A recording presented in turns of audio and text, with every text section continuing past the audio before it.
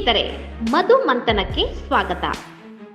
Big boss ಫಿನಾಲೆಗೆ ಇನ್ನೇನು ಕೆಲವೇ ದಿನಗಳು ಬಾಕಿ ಉಳಿದಿವೆ. ಈಗಾಗಲೇ ಸ್ಪರ್ಧಿಗಳು ಕೂಡ ಟ್ರೋಫಿ ಗೆಲ್ಲೋಕೆ ಇನ್ನಿಲ್ಲದ ಕಸರತ್ತು ನಡೆಸಿದ್ದಾರೆ. ಹಾಗಾದ್ರೆ ಬನ್ನಿ, ಈ ಬಾರಿ ಟಾಪ್ 5 ನಲ್ಲಿ ಯಾರಿರ್ತಾರೆ, ಟ್ರೋಫಿ ಯಾರು ಗೆಲ್ಲಬಹುದು ಅಂತ ಒಂದಿಷ್ಟು ಅಂಶಗಳನ್ನು ನೋಡೋಣ. ಪ್ರೇಕ್ಷಕರ ವೋಟಿಂಗ್ ಪ್ರಕಾರ ಹೋದ್ರೆ ಡ್ರೋನ್ ಪ್ರತಾಪ್ ಅವರಿಗೆ ಹೊರಗಡೆಯಿಂದ ತುಂಬಾನೇ ಸಪೋರ್ಟ್ ಸಿಗ್ತಿದೆ ಅಂತ ಹೇಳ್ಬೋದು.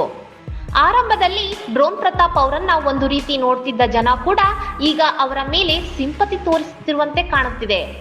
ಅದಕ್ಕೆ ಕಾರಣ ಡ್ರೋನ್ ಪ್ರತಾಪ್ ಅವರು ಬಿಗ್ ಬಾಸ್ ಮನೆಯಲ್ಲಿ ನಡೆದುಕೊಳ್ಳುತ್ತಿರುವ ರೀತಿ ಅಂತಾನೆ ಹೇಳ್ಬಹುದು.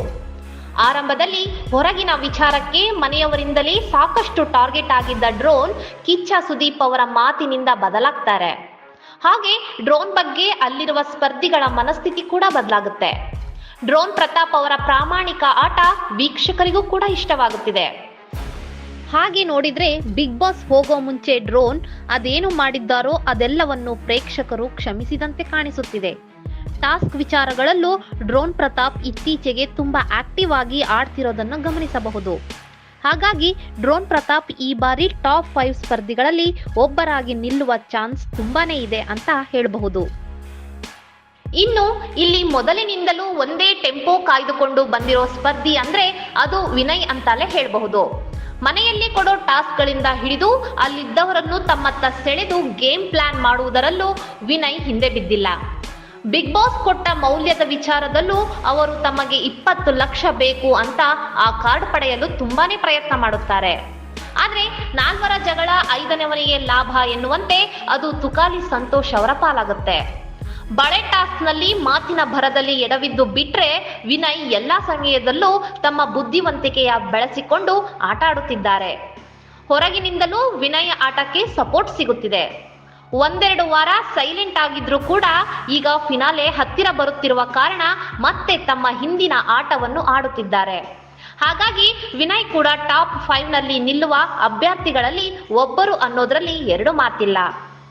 ಹಾಗೆ ಸಂಗೀತ ಕೂಡ ಆರಂಭದಿಂದಲೂ ತಮ್ಮ ಆಟವನ್ನು ಒಂದೇ ರೀತಿಯಲ್ಲಿ ಆಡುತ್ತಾ ಬಂದಿದ್ದಾರೆ. ಎಲ್ಲಾ ಟಾಸ್ಕ್ಗಳಲ್ಲೂ ಕೂಡ ತಮ್ಮನ್ನು ಸಂಪೂರ್ಣವಾಗಿ ತೊಡಗಿಸಿಕೊಂಡಿದ್ದಾರೆ. ಆದ್ರೆ ತಮ್ಮ ಮಾತಿನಿಂದಲೇ ಪ್ರತಿಸ್ಪರ್ಧಿಗಳಿಂದ ನೆಗೆಟಿವ್ ಅನ್ನೋ ಪಟ್ಟ ಕೂಡ ಪಡಿತಾರೆ. ಒಂದೊಂದು ಸಮಯದಲ್ಲಿ ಒಬ್ಬೊಬ್ಬರ ಜೊತೆ ಸ್ನೇಹ ಮಾಡ್ತಾರೆ ಅಂತಲೂ ವೀಕ್ಷಕರು ಹೇಳ್ತಾರೆ. ಆದ್ರೆ ಸಂಗೀತ ಅವರ ತಲೆಯಲ್ಲಿ ಅದೇನು ಓಡ್ತಿದೆಯೋ ಅವರಿಗೆ ಗೊತ್ತು. ಅಲ್ಲದೆ ಸ್ವಾಮೀಜಿ ಕೂಡ ನಿಮಗೆ ಅರ್ಹತೆ ಇದ್ದರೆ ನೀವು ವಿನ್ ಆಗಬಹುದು ಎಂದು ಸಂಗೀತಗೆ ಹೇಳಿದ್ದಾರೆ. ಹಾಗೆ ಹೊರಗಡೆಯಿಂದಲೂ ಅಭಿಮಾನಿಗಳು ಸಂಗೀತ ಅವರಿಗೆ ತುಂಬಾನೇ ಸಪೋರ್ಟ್ ಮಾಡ್ತಿದ್ದಾರೆ. ವೋಟಿಂಗ್ ವಿಚಾರದಲ್ಲೂ ಸಂಗೀತ ಮುಂದಿದ್ದಾರೆ ಅಂತಾನೆ ಹೇಳಬಹುದು. ಹಾಗಾಗಿ ಸಂಗೀತ ಕೂಡ ಫಿನಾಲೆಯಲ್ಲಿ ಟಾಪ್ 5 ನಲ್ಲಿ ನಿಲ್ಲುವ ಸ್ಪರ್ಧಿಗಳಲ್ಲಿ ಒಬ್ಬರಾಗ್ತಾರೆ ಅನ್ನೋದ್ರಲ್ಲಿ ಡೌಟೇ ಇಲ್ಲ.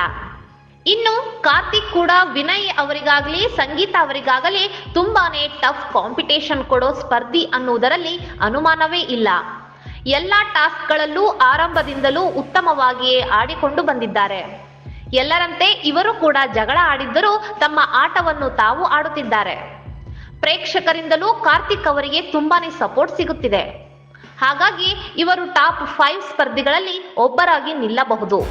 ತಾವು ಆಡಿದ ಮಾತಿಗೆ ಕಾರ್ತಿಕ್ ಸ್ಟಿಕ್ ಆನ್ ಆಗೋದಿಲ್ಲ ಅಂತ ಪ್ರೇಕ್ಷಕರು ಹೇಳ್ತಾರೆ. ಯಾಕಂದ್ರೆ ಅವರು ಒಮ್ಮೆ ಮಾತನಾಡಿ ಬಳಿಕ ಅದಕ್ಕೆ ಕ್ಷಮೆ ಕೇಳೋದು ಪ್ರೇಕ್ಷಕರಿಗೆ ಇಷ್ಟವಾದಂತೆ ಕಾಣಿಸುತ್ತಿಲ್ಲ. ಹಾಗೆ ಇಲ್ಲಿ ತುಕಾಲಿ ಸಂತೋಷ್ ಅವರಿಗೂ ಟಾಪ್ 5 ನಲ್ಲಿ ಚಾನ್ಸ್ ಸಿಕ್ಕರೂ ಸಿಗಬಹುದು. ಗೆಲ್ಲುವ ಅಭ್ಯರ್ಥಿ ಅಲ್ಲ ಅಂತ ಪ್ರೇಕ್ಷಕರು ಭಾವಿಸದಿದ್ದರೂ ಮೊನ್ನೆ ಬಿಗ್ ಬಾಸ್ ಕೊಟ್ಟ 20 ಲಕ್ಷ ಮೌಲ್ಯವನ್ನು ಅದೃಷ್ಟವೆಂಬಂತೆ ಹೇಗೆ ಪಡೆದರೋ ಹಾಗೆ ಆದ್ರೂ ಆಗಬಹುದು.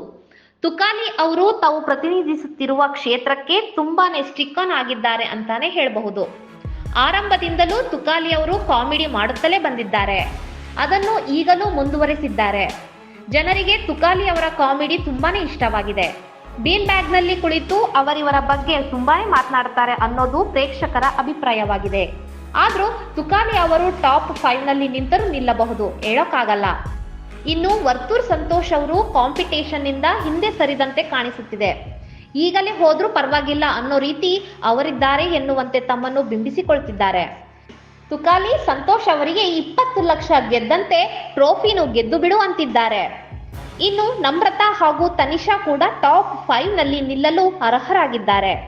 ಟಾಪ್ 5ಗೆ ಬರಲು ಇಬ್ಬರೂ ಕೂಡ ತಮ್ಮ ಆಟವನ್ನು ಮೊದಲಿನಂತೆ ಆಡಲು ಶುರು ಮಾಡಿದ್ದಾರೆ. ಮೈಕಲ್ ಅವರು ಕನ್ನಡದವರು ಅಲ್ಲದಿದ್ದರೂ ಕನ್ನಡ ಕಲಿತು ಮಾತನಾಡುತ್ತಿರುವುದು ಪ್ರೇಕ್ಷಕರಿಗೆ ಇಷ್ಟವಾಗಿದೆ. ಆದರೆ ಅವರ ಐ ಡೋಂಟ್ ಕೇರ್ ನಡೆ ಪ್ರೇಕ್ಷಕರಿಗೂ ಇಷ್ಟವಾಗುತ್ತಿಲ್ಲ. ಒಟ್ಟಾರೆ ಟಾಪ್ 5ನಲ್ಲಿ ನಿಂತು ಅಂತಿಮವಾಗಿ ಟ್ರೋಫಿ ಯಾರ ಪಾಲಾಗುತ್ತೆ ಅನ್ನೋದು ತುಂಬಾನೇ ಕುತೂಹಲ ಕೆರಳಿಸಿದೆ.